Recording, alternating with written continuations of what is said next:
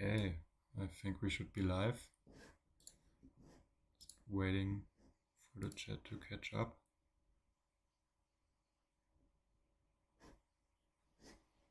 Okay, yeah, looking good.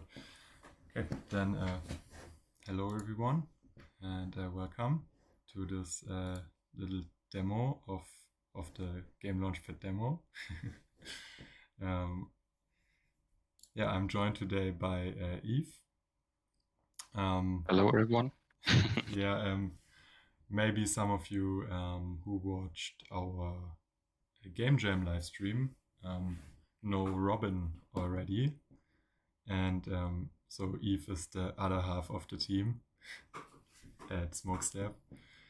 And yeah, they actually made the game for this demo of the Game Launchpad. And I'm just waiting a little longer for people to come in. Yeah, what we will be doing today, we will keep it pretty short. It's not even 6 p.m. yet, I'm noticing, but yeah, we will keep it pretty short, around half an hour, and we will basically walk through the process of getting a game at this version of the Game Launchpad. And then we will have a little look at the game and yeah, play it for a while, and maybe Yves can provide some insights about the thought process behind it. Yeah, maybe I Yeah. can say in advance that yeah, there was a really short development time for this. What was it? I think around 2 weeks, but you only worked part time on it. Yeah, it was like really, really short, maybe a couple of days. Not that much at all. But I think it turned out quite good for Yeah. that short amount of time I think and you did a great restrictions job. we had. Yeah. So maybe any feedback on the sound? Sound everything okay? Where's the chat? Okay, chat is saying nothing. Yeah, well, I guess then we will just start. So I want to stress again, this is a demo, mainly like a proof of concept of what we at NMaker consider a interesting use case for NFTs. So here, this version of the Game Launchpad is all about single player games.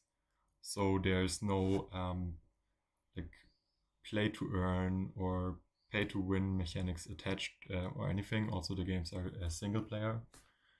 And yeah, it's very simple. You just buy the NFT, and that NFT then gives you access to the game. And if you don't want it anymore for some reason, which I wouldn't understand because it's such a nice game, then you can give it away to a friend or actually sell it on a JPEG store or CNFT.io. Yeah, whatever you like. Yeah, let's get started. So here's the landing page. Basically, yeah, explaining a few things. I think one important aspect is also crowdfunding. I think this is a very nice opportunity to have people help you fund your game while also giving them something back with this Access NFT. So yeah, of course, everybody who pays into the crowdfunding then gets that Access NFT and can play a demo of the game, or later then just get the full game once it's released, right? Yeah, so what I would do to start, I can either click try it now or connect wallet. They do the same thing. I'm gonna go for try it now. And here I'm then presented with the screen that yeah, tells me I have to connect my wallet and also gives some background as to why I need to do that. So of course, for this whole thing to work, our website needs to have some kind of access to your wallet, know what NFTs you have, to then give you the appropriate access. I'm gonna go with Nami for this test. So now you can see this is the first step of the verification, just the basic wallet connection. And then we are faced with this second step, which is then actually a signature, just so we know that the person who is using this is actually in control of this wallet. So that's why I sign this message. And yeah, put in my password and send it. Yeah, and as you can see, now my wallet is connected. Amazing. I continue on. And yeah, this is the game, or at least the cover of the game, Card Journey. So the price is at 10 ADA right now, which I think is a pretty good price considering the current course. I'm sorry for even mentioning the course. Okay, yeah, and of course I continue with my purchase. And here, yeah, I think one aspect that's also very important to us is just indie games are all about the developers and enabling them to sustain development, right? So we want that the money goes to them, and also for the buyer to provide transparency as to where the money goes. And yeah, for this first one, I mean, it was technically developed in-house. So we paid for the whole development process, and that's why here there's not a split in place. But definitely, like for every game that launches, you would then see the actual percentages that are assigned to that sale. Okay, cool. And yeah, we are currently doing the manual send-in address. So I would agree to the terms, and then I can click on the button. Amazing. Why is that? Oh no. It's starting bad.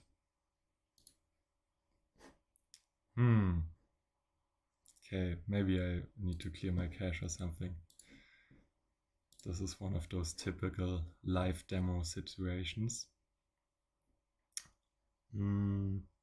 Maybe at the time you're fixing this, I can talk a bit about the Launchpad and what really gets me exciting about it.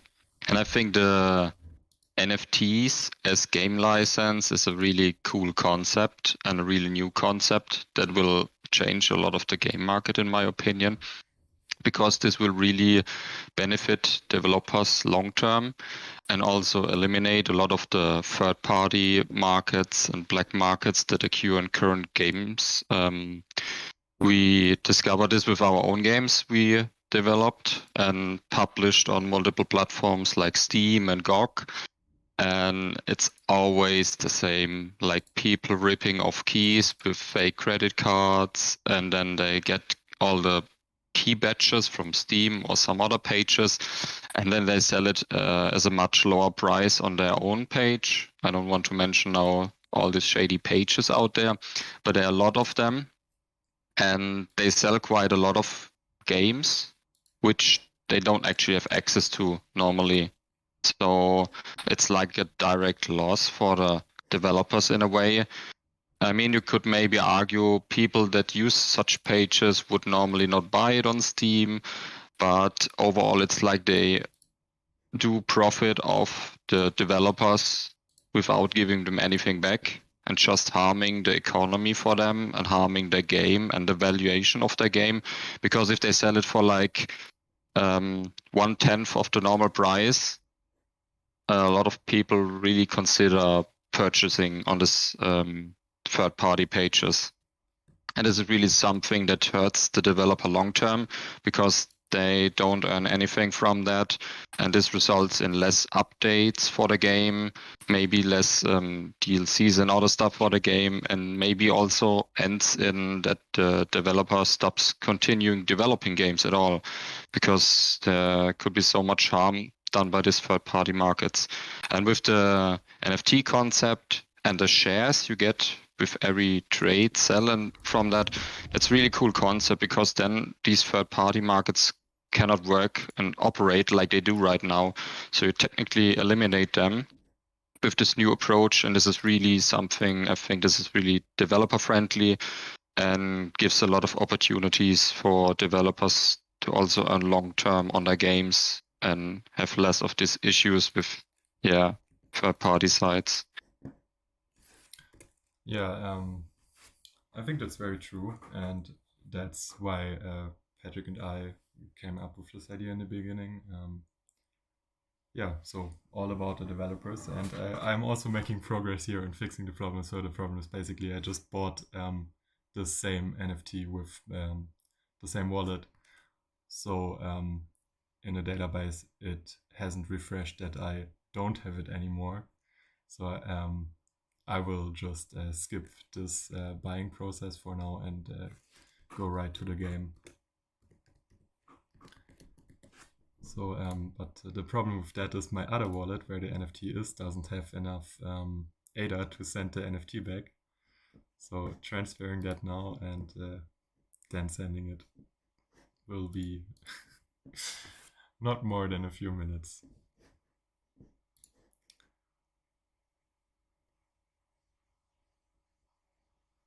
I guess normally you just purchase the NFT and it's like with a snap of a finger in your wallet and you get access to it and can play right away, right?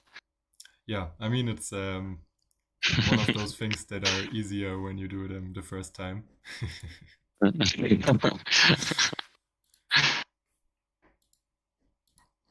Yeah. So like I'm saying, I can't pay the UTXO with my other wallet. But maybe you can, I'll just start.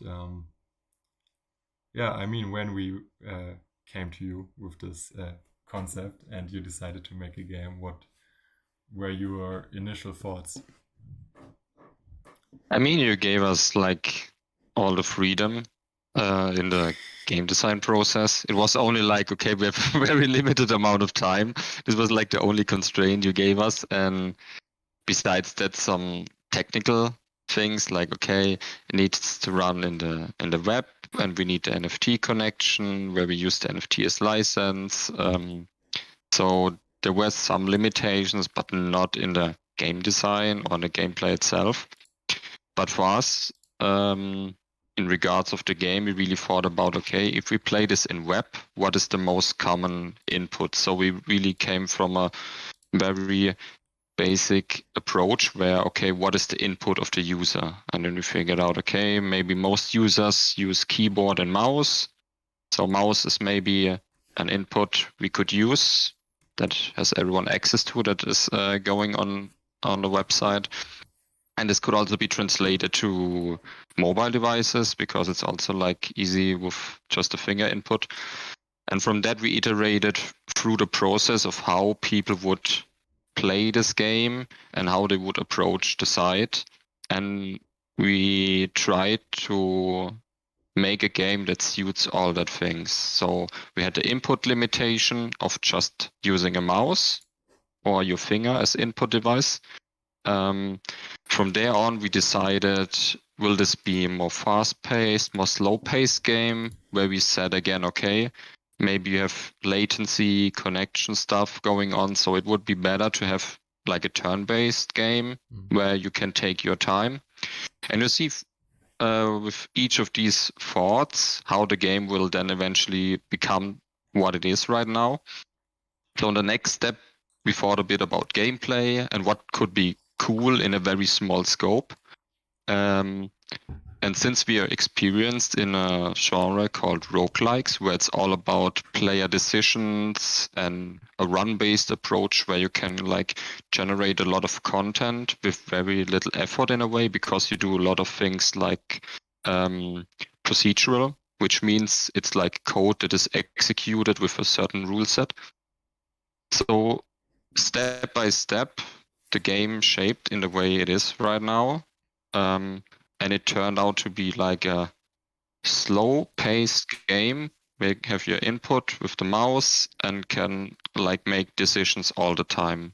And it turned out to be like a card game where you like do decisions as you progress. So it's like your decision is your progress in a way. And the game loop in itself is like a accumulation of all your decisions you take on your run. And this will then either result in like a good run where you actually like reach the end, or maybe in a bad run where you made some bad decisions that stacked on each other, and then you like had a quick end to your run, but you can start over again in like a couple of seconds. Yeah, that's what happens to me all the time with the bad decisions stacking on top of each other. Yeah, but yeah, I just received the NFT. And as you can see, Nice.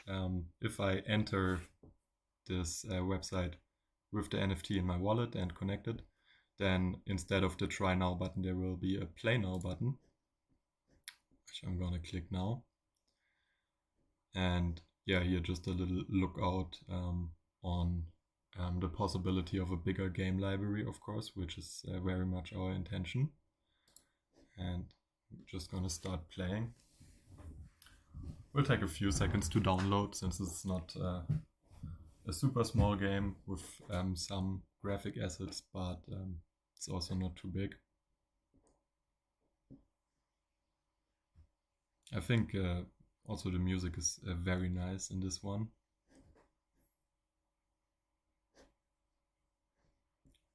Yeah, I hope the music is not too loud. Scream at me if that is the case. Also, my PC starts to lag terribly because it's so hot in here. I think I may have actually need to turn on the AC. This is an unacceptable amount of lag. But okay, let's go. Yeah, Card Journey. Click play, and as Yves said, it's a roguelike. I can talk a bit over it, yeah. Or do you card game. want Yeah, to? you talk over it. You can just. It's just a bit asynchronous, so maybe you have to think about it. But if you press play for now, then Yeah. we can look into the actual gameplay. Yeah, we are on the main screen already, so. Okay, so basically your hero is at the bottom, and this is your sci-fi soldier, which has a certain amount of stats to it. It's like very basic, like health, shield, and these are mechanics that will be later advanced with certain upgrades. And gameplay-wise, it's like you go upwards to progress, and there's certain cards you can go to, like enemies where you have combat encounters, which result then in giving you loot. Or you can pick up items, currencies, go to shops, and other things you see later on. And depending on your decisions, you can imagine that this will result in different results on your run. Like if Peter goes like forward for maybe a combat encounter, yeah, I'm thinking I will probably go to the right, because the enemy on the left seems pretty strong and I don't need health, so going straight is also not the best idea.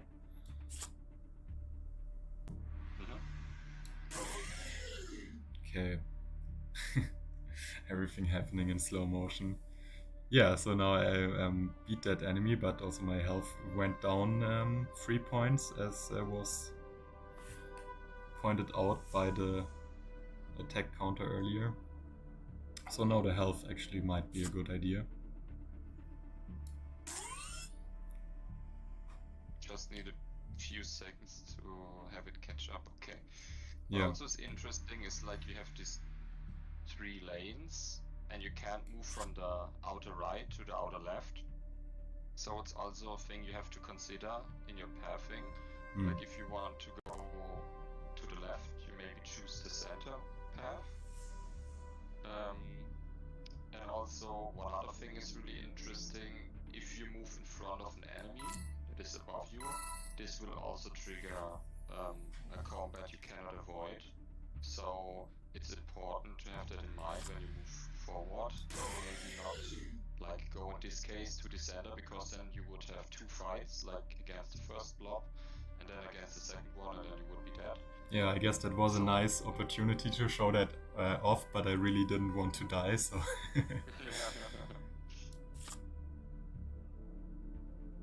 Yeah, so and the shields don't... the shields don't stack, right? It's only the newest shield you acquire, so they don't stack. Yeah, so I have 5 shield now, and if I go onto the 9 shield, I will then have 9 shield instead of 14. Yes. Okay. And for example, these chests have some random upgrades in it, so it's like a major component of these roguelike games, where things are randomized and upgrades are randomized, so you don't know what you get there. There could be good things, there could be bad things, so it's all about your decision making. Do you risk it, or maybe not?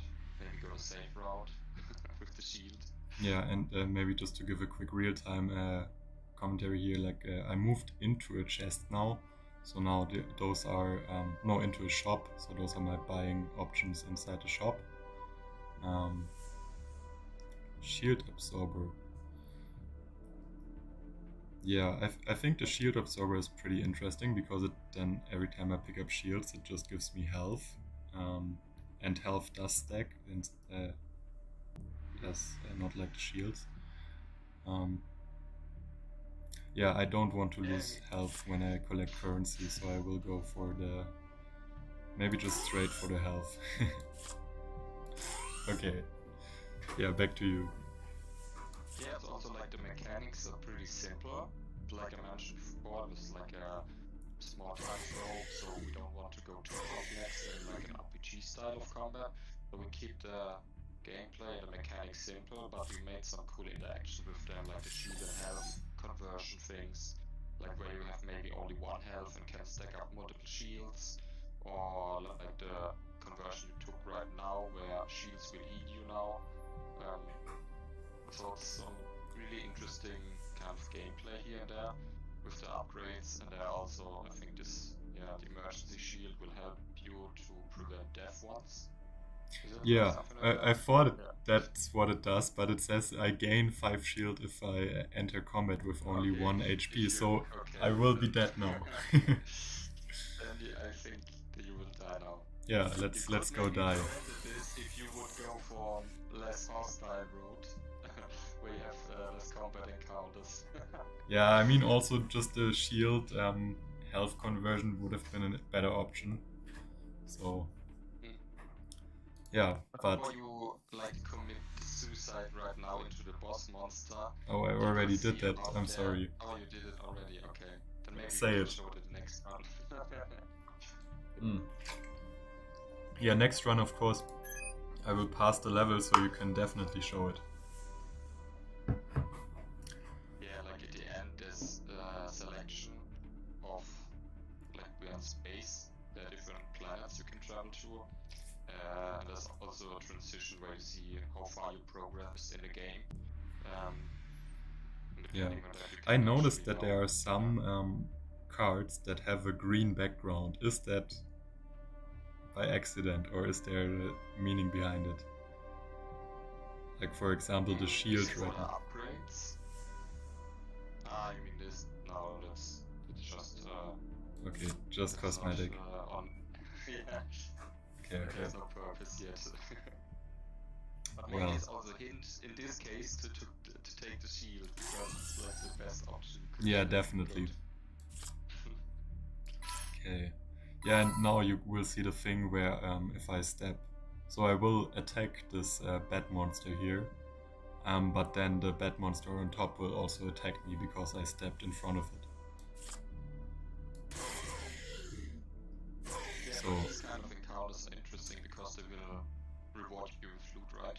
yeah, so you only get loot if you step in front of the monster, not if you step directly on it, right?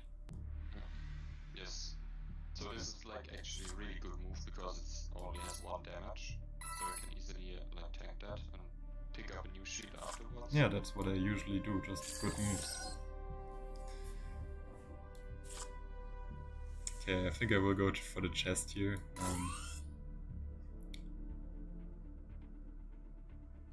Decreases power of shields, that doesn't sound good. So yeah, will be the emergency shield.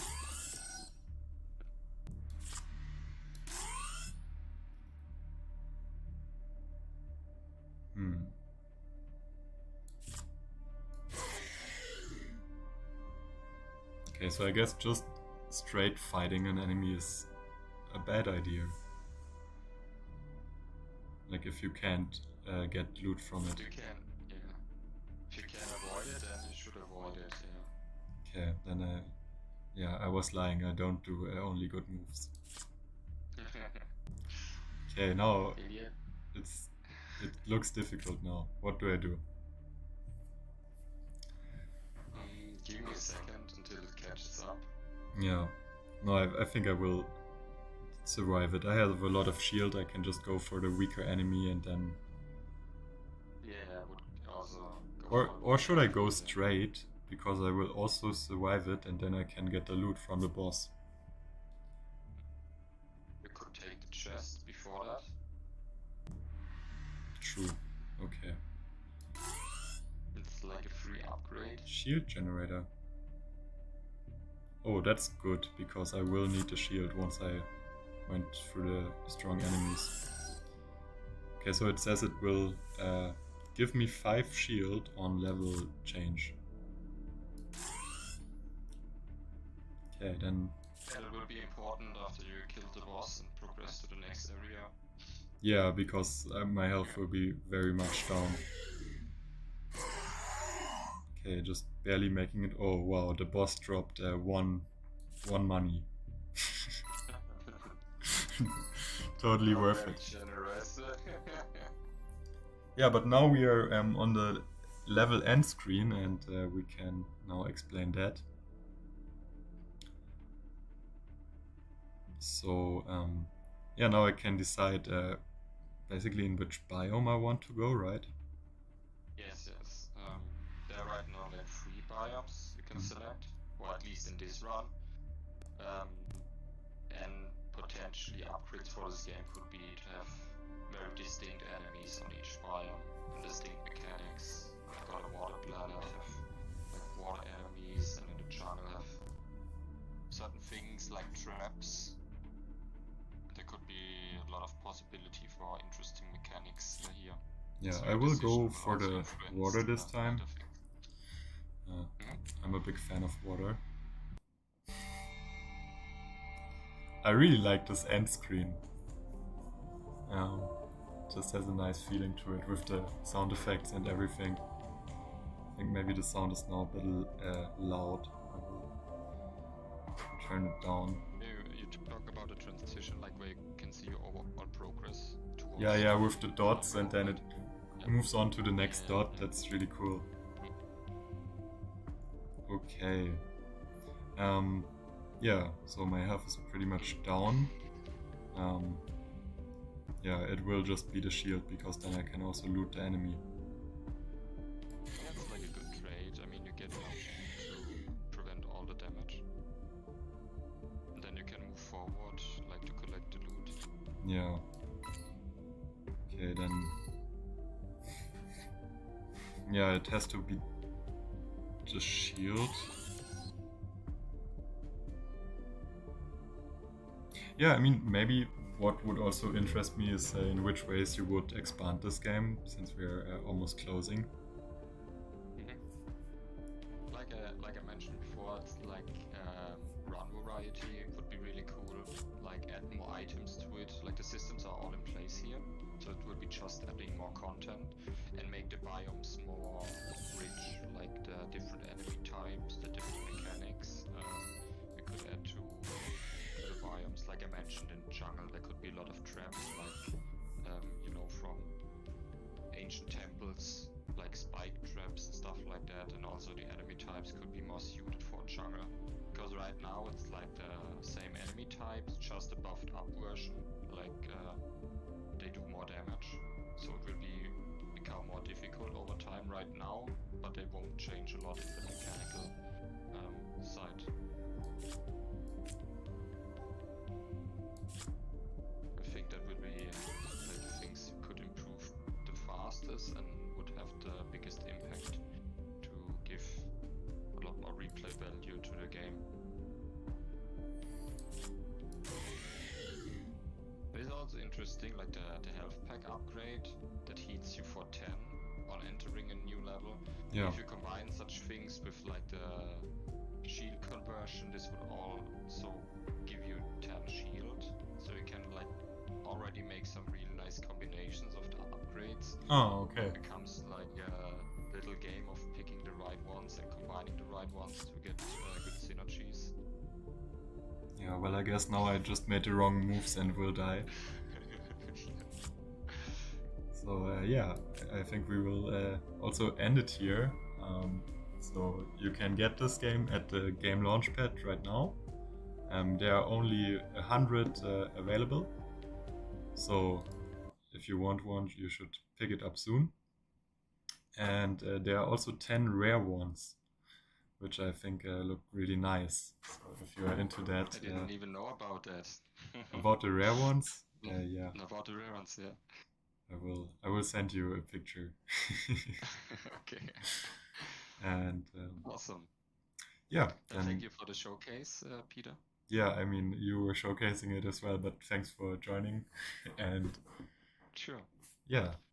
Bye everyone. Visit the Game Launchpad.